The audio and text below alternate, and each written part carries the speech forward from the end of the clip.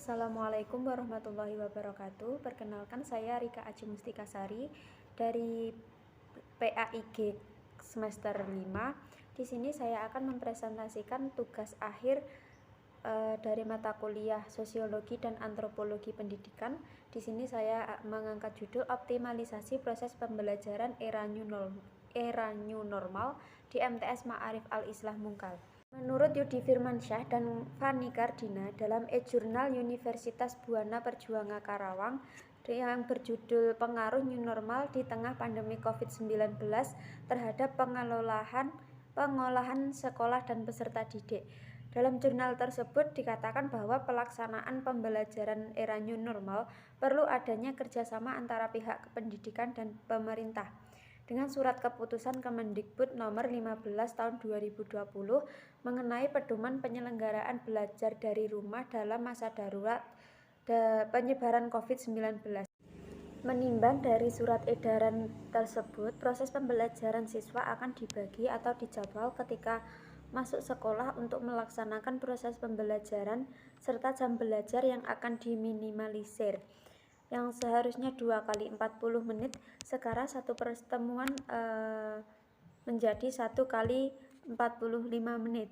Dalam situasi pandemi ini, sehingga pemerintah dapat bekerja sama dengan lembaga kependidikan untuk memilih pemangkasan waktu yang tepat dalam kurikulum masa pandemi COVID-19 ini. Untuk menuju era new normal, kegiatan proses belajar mengajar ditunjang oleh teknologi dan internet, yang mana kegiatan pembelajaran secara dalam jaringan atau daring dapat dijalankan oleh guru maupun peserta didik dengan cara melalui beberapa aplikasi yang dapat memberikan interaksi antara guru dan peserta didik.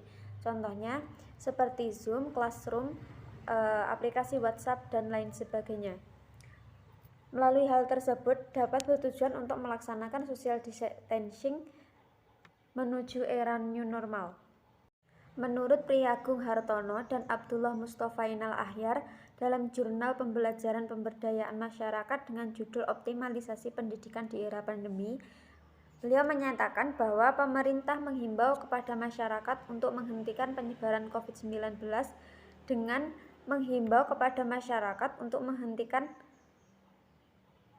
penyebaran COVID dengan menggunakan work from home atau pekerjaan dari rumah. WFH ini hampir diberlakukan pada setiap lembaga, termasuk juga dalam lembaga pendidikan. Dalam lembaga pendidikan, WFH merupakan proses kegiatan belajar mengajar yang biasanya dilakukan di ruang kelas atau secara langsung. Pada saat ini diberhentikan sementara waktu dan digantikan dengan proses belajar mengajar yang dilakukan secara daring atau dalam jaringan. Di era new normal ini, kegiatan proses belajar mengajar kembali normal seperti biasanya, akan tetapi dengan diiringi berbagai ketentuan yang harus dilaksanakan oleh peserta didik maupun pendidik untuk tetap mematuhi protokol kesehatan yang telah dianjurkan oleh pemerintah. Peserta didik dan tenaga pendidikan tetap melakukan kegiatan belajar mengajar seperti biasanya, akan tetapi dilakukan pada ruang terpisah atau di rumah masing-masing. Selain itu, terdapat juga banyak kendala yang terjadi pada saat pembelajaran daring. Contohnya keterbatasan sumber belajar, alokasi waktu, dan keterbatasan dana yang tersedia.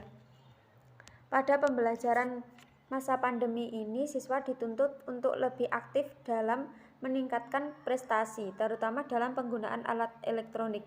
Dari sinilah timbul permasalahan dari kalangan orang tua. Kebijakan yang dikeluarkan oleh pemerintah banyak menimbulkan dampak positif, bahkan tak jarang pula menimbulkan dampak negatif yang banyak dikeluhkan oleh peserta didik dan orang tua secara langsung. Sebagai contoh yaitu materi yang dapat diakses dimanapun dan kapanpun sehingga tidak membutuhkan waktu dan kesempatan yang khusus untuk hadir. Sedangkan bentuk sisi negatifnya yaitu banyak dari kalangan siswa maupun orang tua yang mengeluhkan ketidakefektifan pembelajaran. Melihat persoalan dan hambatan yang dialami oleh peserta didik, memaksa guru harus lebih bijak dalam melakukan proses pembelajaran khususnya pada masa pandemi ini. Menurut Medina Nur Ashifah Purnama, dalam jurnal Pendidikan Islam dan Multikulturalisme yang berjudul Blended Learning sebagai sarana optimalisasi pembelajaran daring di era new normal, beliau mengatakan bahwasanya e-learning merupakan teknologi yang dikembangkan untuk melakukan suatu proses pembelajaran mulai dari penyampaian tujuan pembelajaran, bahan ajar, proses pembelajaran sampai evaluasi pembelajaran menggunakan teknologi seperti komputer, handphone, internet, atau teknologi elektronik lainnya. Dengan adanya e-learning, memungkinkan proses pembelajaran dapat berinteraksi secara langsung dalam bentuk waktu yang nyata atau real time seperti Zoom, Google Meet, video conference, dan lain sebagainya. Dan no real time atau dalam waktu tidak nyata seperti Google Classroom, e-learning, dan lain sebagainya. Model pembelajaran blended learning dapat menghindarkan peserta didik dari sikap pasif serta ketergantungan kepada guru dalam proses pembelajaran. Guru yang merupakan fasilitator dan pendamping dalam memaksimalkan proses kerjasama antara pendidik dan peserta didik dalam proses pembelajaran sehingga menciptakan lingkungan belajar yang berpusat pada siswa yang aktif dalam belajar. Menurut Hijrawatil Aswad dalam jurnal Adidas dengan judul Sosialisasi dan Penguatan Edukasi pada Siswa terkait penerapan protokol kesehatan di SDN Masiri demi terciptanya situasi kondusif di era new normal, mengatakan bahwa dalam menghadapi era new normal ini dalam penerapannya, siswa harus dilibatkan dalam membangun kesadaran diri terkait penerapan protokol kesehatan, supaya terbentuk kebiasaan baru dalam aktivitasnya yang didasari atas kemauan dan kesadaran masing-masing siswa. Hal ini diawali dengan pemetaan wilayah dan sekolah yang masuk zona hijau dan melaksanakan kegiatan pembelajaran di sekolah. Selanjutnya yaitu kegiatan pembelajaran MTS Ma'arif Al-Islah era new normal. Fakta yang terjadi pada MTS Ma'arif Al-Islah Bungkal pada tahun 2020 ketika pandemi, proses pembelajaran serentak diliburkan dan dilaksanakan secara daring. Akan tetapi memasuki era new normal ini, proses pembelajaran dilaksanakan secara tatap muka dan terbatas, tapi tetap mematuhi protokol kesehatan. Tatanan new normal secara sosiologis mempunyai kesamaan dengan istilah adaptasi hidup darurat pandemi. New normal dimaksudkan supaya berbagai sektor kehidupan yang awalnya tertunda bahkan sempat terhenti dapat bergerak kembali. Dengan kata lain, adaptasi hidup ini sebagai upaya meredam laju tingkat kerentanan sosial di masyarakat yang tak menentu.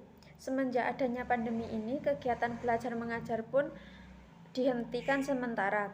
Banyak juga pihak yang terkena dampak pandemi ini. Dalam bidang pendidikan, pelaksanaan sistem pembelajaran pada satuan pendidikan mengalami perubahan bentuk operasional yang generalisasinya melalui kebijakan pembelajaran dan mengikut pada kebijakan sosial, yaitu instruksi untuk social distancing, sehingga berujung pada himbauan untuk lockdown. Pelaksanaan belajar mengajar yang semula dilakukan dengan tatap muka, akan tetapi kini proses belajar mengajar dilakukan dengan jarak jauh dan memanfaatkan jaringan internet serta teknologi informasi dan komunikasi atau biasa yang disebut dengan daring. Pelaksanaan pembelajaran di MTS Ma'arif Al-Islah Bungkal pada masa pandemi ini, khususnya era new normal, dilaksanakan dengan pembelajaran daring dan kegiatan tatap muka terbatas dengan mengutamakan protokol kesehatan. Dalam keadaan tersebut, peran guru untuk melakukan tanggung jawabnya sebagai seorang pendidik membimbing siswanya dengan semaksimal mungkin. Selain guru, orang tua pun juga mempunyai peran penting dalam mengawasi proses pembelajaran siswa ketika di rumah. Meskipun dalam keterbatasan kondisi pembelajaran yang dilakukan tersebut, para siswa tetap mengikuti pembelajaran dengan baik. Mungkin itu saja yang dapat saya sampaikan, ada kurang lebihnya mohon maaf. Wassalamualaikum warahmatullahi wabarakatuh.